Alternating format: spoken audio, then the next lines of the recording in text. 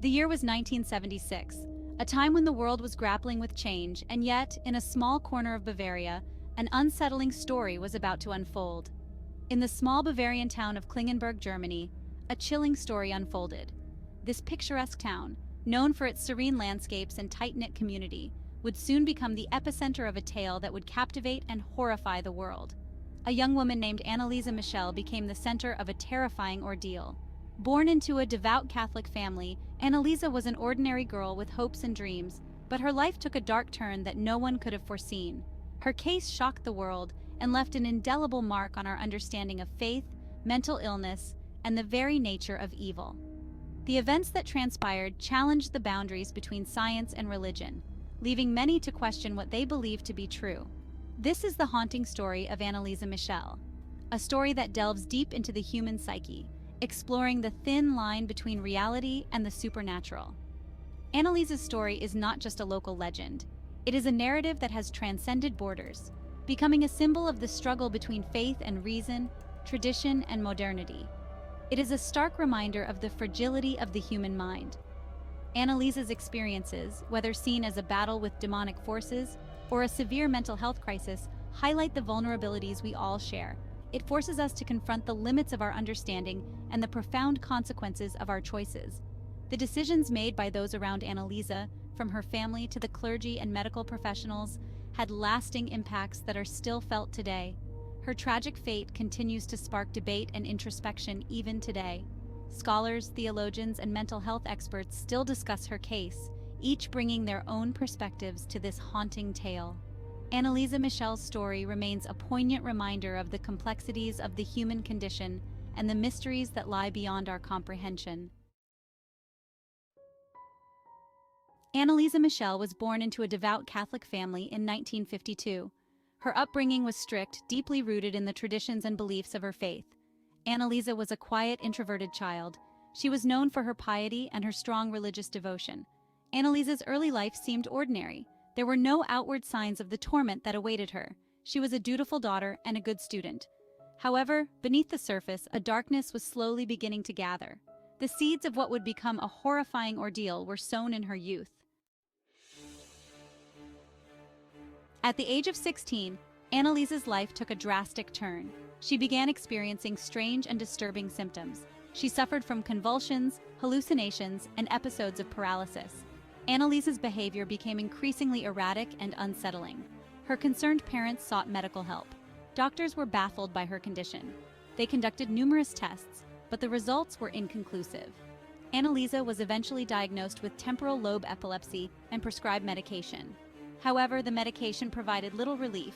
Her condition continued to deteriorate. As Anneliese's symptoms worsened, so did her mental state. She became withdrawn and depressed. Her once strong faith began to waver as she questioned the nature of her affliction. Her family, desperate for answers, sought help from various specialists. Despite the best efforts of medical professionals, Anneliese's condition remained a mystery. The medication had little effect on her symptoms. She continued to experience terrifying hallucinations and seizures. Her family watched in horror as their once vibrant daughter slipped further into the clutches of her illness.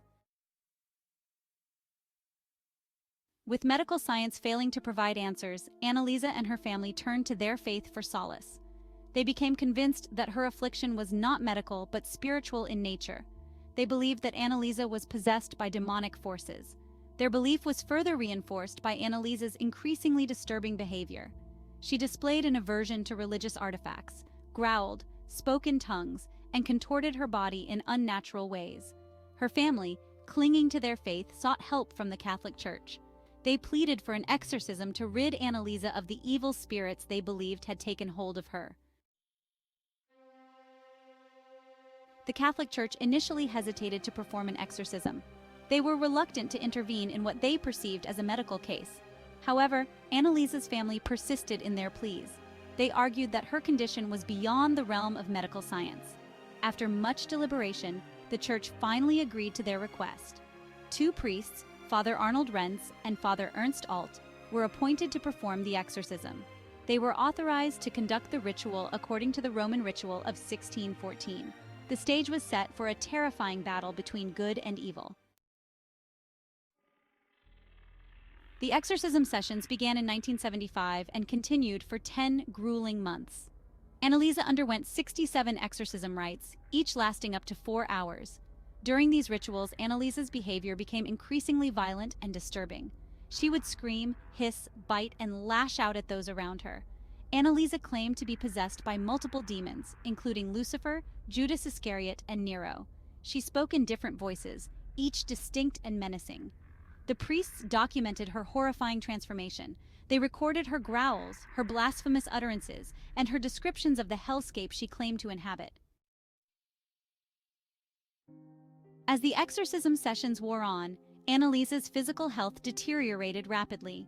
She refused food and water, believing that her suffering was part of her spiritual battle. She became emaciated, her body ravaged by the physical and mental toll of the exorcisms. On July 1, 1976, Anneliese Michel died in her home. She was just 23 years old. An autopsy revealed that she died from malnutrition and dehydration. Her death sent shockwaves through Germany and beyond. It sparked a heated debate about the role of faith, the limits of religious belief, and the responsibility of those entrusted with caring for the vulnerable. Anneliese Michel's death resulted in a highly publicized court case. The courtroom was packed with reporters and spectators, all eager to witness the unfolding drama. The historic nature of the case drew significant attention from the media and the public alike.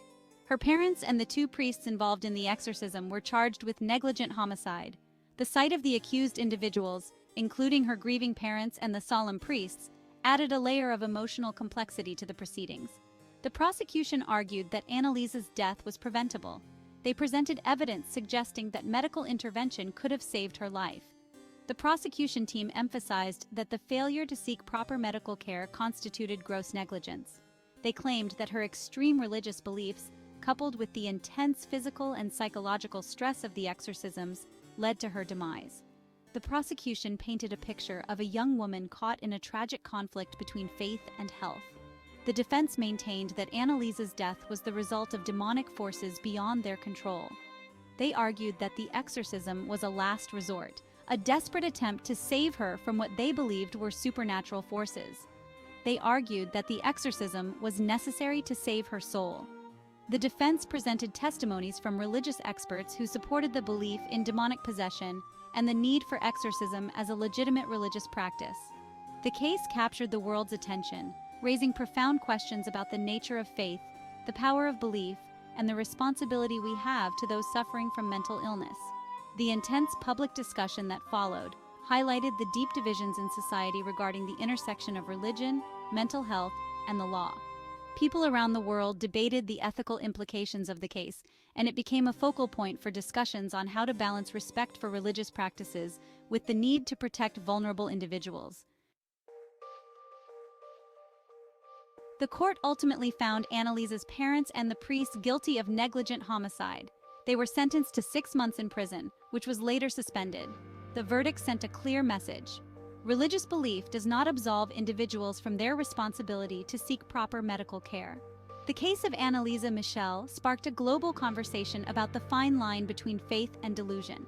It highlighted the dangers of attributing mental illness to spiritual causes and the importance of seeking professional help for those struggling with mental health issues.